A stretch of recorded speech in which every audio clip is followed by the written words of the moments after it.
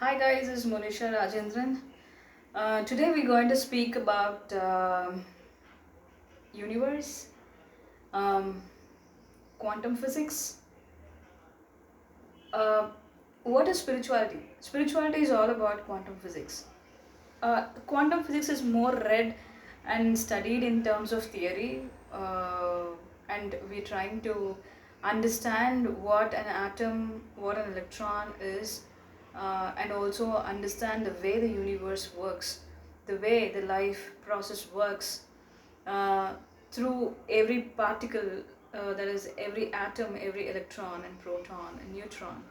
Uh, so we're trying to find how an electron works, how an electron reacts, and this is what we're trying to do. This is what we're trying to do, and there are many theories where we understand that there are infinite possibilities.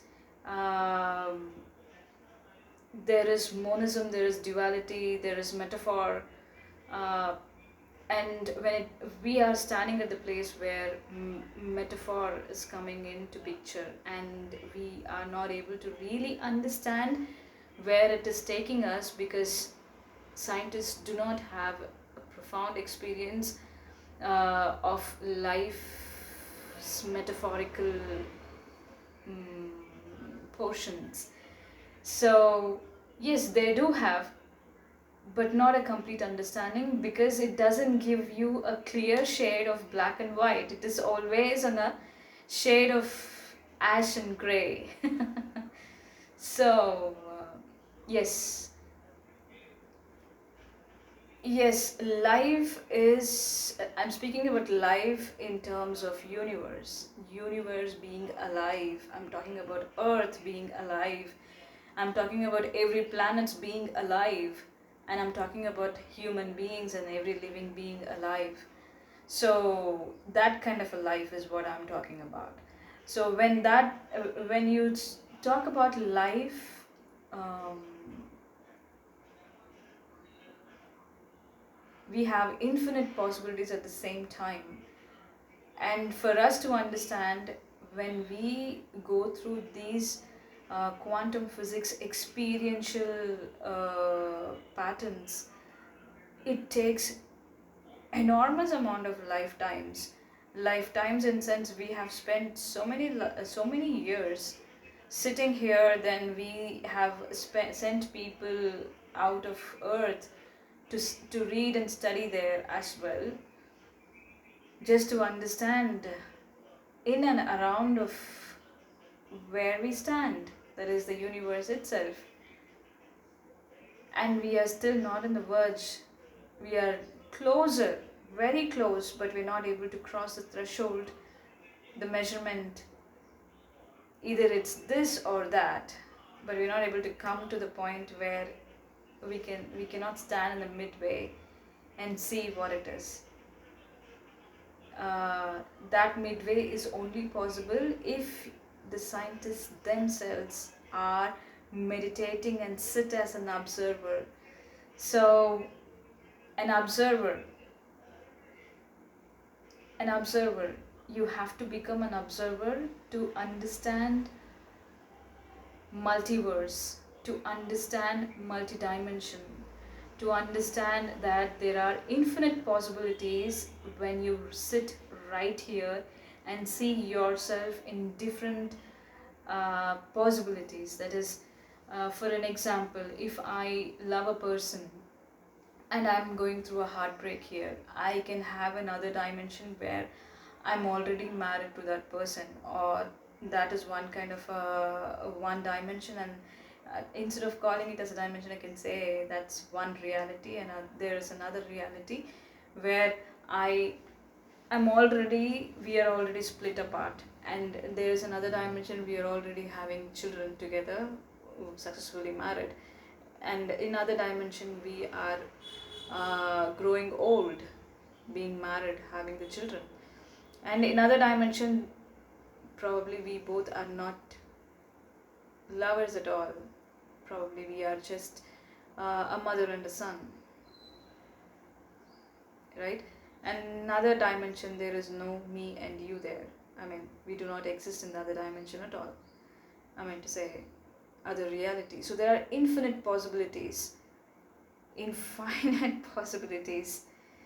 So this you can see that only if you sit as an observer, and you can also understand the quantum physics in a deeper sense.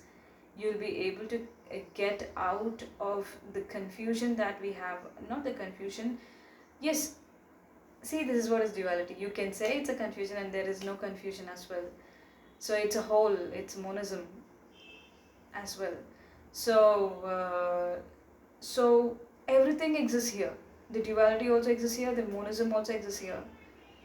And there are possibilities of going through the duality alone. There are possibilities of going through the monism alone as well.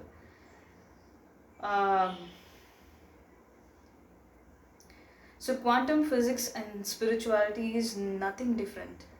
Is nothing different. Through spirituality, we are learning quantum physics in an experiential way, while quantum physics is read only in the form of theory, and experiencing quantum physics in a much surface level is what I would say, because spirituality is all about inclusive. You include everything in it. But what we do with quantum physics or science is we don't include. In fact, we cut it down. We cut it down to the minimalistic, to the smallest that we can, and then we try to find out what is there in the least. So we are actually disturbing the nature. Instead of doing that, we are interfering into the nature. Instead of doing that, yes, we have learned a lot out of it with this particular knowledge. Later, after coming to this stage where we understand that you need to become an observer, we will be able to sit through observer and see multiple, infinite possibilities happening, and possibilities are there. This is metaphorical because when something emerges, something drops off. When a life happens, there is a death also happening in the other end. So only if there is a death, there is another life happening, and only if there is a life happening, there is supposed to be a death, which is either happened, and there will be another death which will come. So same thing goes with measurement in terms of quantum physics. I'm talking in terms of quantum physics.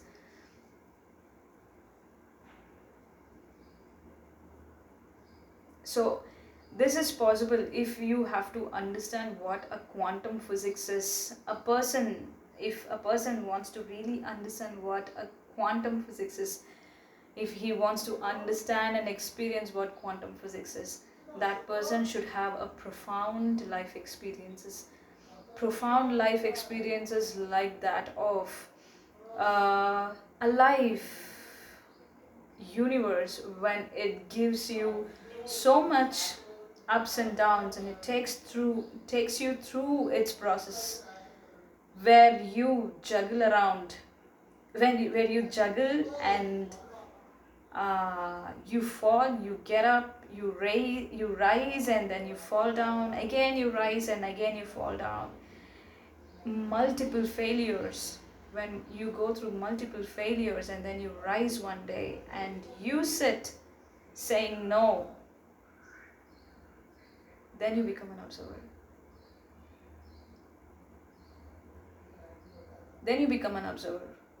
When you become an observer with so much of profound life experiences, your perception, what are you questioning the universe, what is your question, depends on your receptivity. Everybody is receptive, but what are you receiving? What do you want to receive in the form of? How do you want to receive the universe messages? What is your what are you inquisitive about? your questions will be answered. So only if a scientist sits as an observer that those questions will be answered. If a layman sits, his questions will be answered in a different way. And how far do you want to go as an observer does also matters. How far do you want to go as an observer does also matters. And you also need the grace of the universe itself. The universe has to feel that let the universe bestow its grace on you. I know that every scientist today who have gone through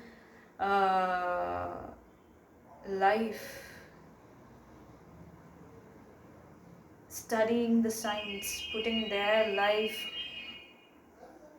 for science, putting their life itself for the science, to know the universe itself, to know the cosmos, somebody who has put their lifetime into it, the universe bestows. They do understand there is a grace, there is some kind of an energy which is ruling this universe. They know. I don't want to use too much of technical terms right now in this video, but we will use it when I talk in detail. Yeah. So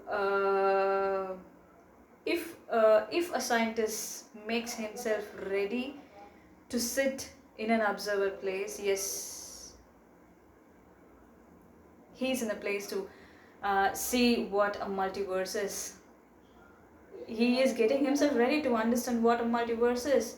He's putting himself in a place where he can see there are multiple possibilities, that is infinite possibilities of existence happening right here.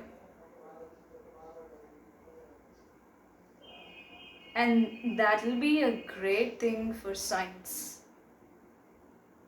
Only if a scientist sits down and sits as an observer, the day for science is going to bloom. And he has to experience it, not somebody else. He has to experience it, because the universe cares about what you do with your life than what you do for others' lives. It's about you and you. So what I do for myself matters a lot to the universe than what I do for others. So you sitting here and observing an atom doesn't matter. You sitting at this place observing an electron, how does it work, how does it dance, what is its dance? No, that doesn't work. You have to sit and observe yourself. How is your atom, your electron in yourself is dancing. That works. And you need the grace of the universe itself. When you work for yourself, then the grace is already there. The universe doesn't show partiality, it just bestows the grace and you get success out of it. I think it's short and sweet. We'll talk in detail in the next video. Thank you.